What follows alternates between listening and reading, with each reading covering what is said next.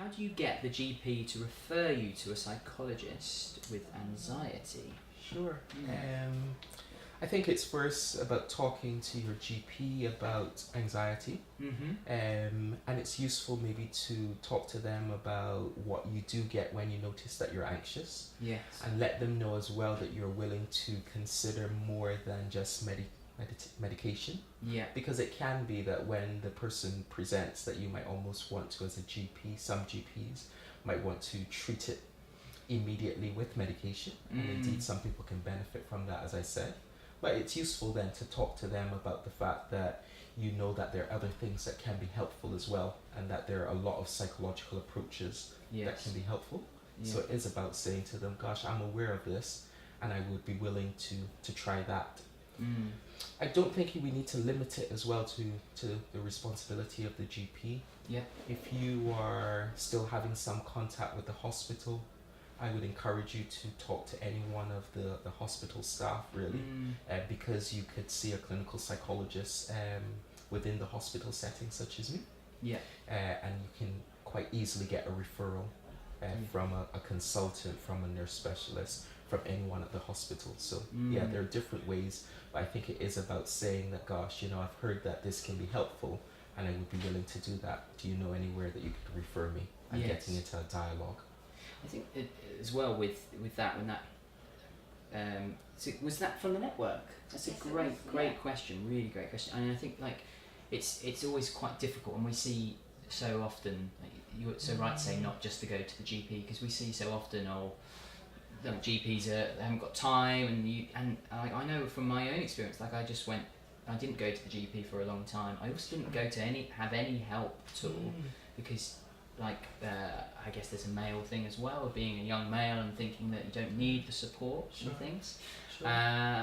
But actually, the step of going and speaking to somebody and acknowledging that, I need some help, and my GP offered me some medication at first, but actually it didn't really work and things. Yeah. But it's actually, there's so often acknowledging for yourself. Isn't it? I think so.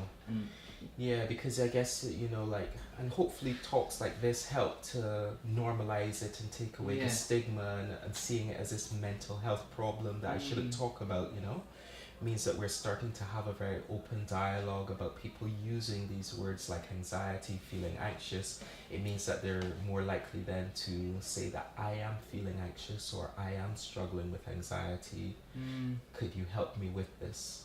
I think it's important as well to remember that not everyone is going to benefit from seeing a psychologist for different reasons, of course, and you do get that some people benefit as well from self-help material as well, and so it might be useful even if I provided you with, in a separate forum, a list of books that people often use to help themselves, because that's another way of almost trying to learn more about the problem and doing things to manage it more independently. Well, it's kind of thinking about how it's the fact you get so many different types of learners when you go back to a school kind of setting. Exactly. And it's the same thing, is that sometimes, so I went to see a life coach, and that was the way that worked for me, because actually books didn't work, but for somebody else that wouldn't be something, and going to see a psychologist might be the thing. So it's working out what's best for you and maybe trying out things as well. I agree, exactly. Another thing to remember, actually, that's probably very useful, is that there are a number of services now throughout the country where people can self-refer, so they don't need to go through their GP.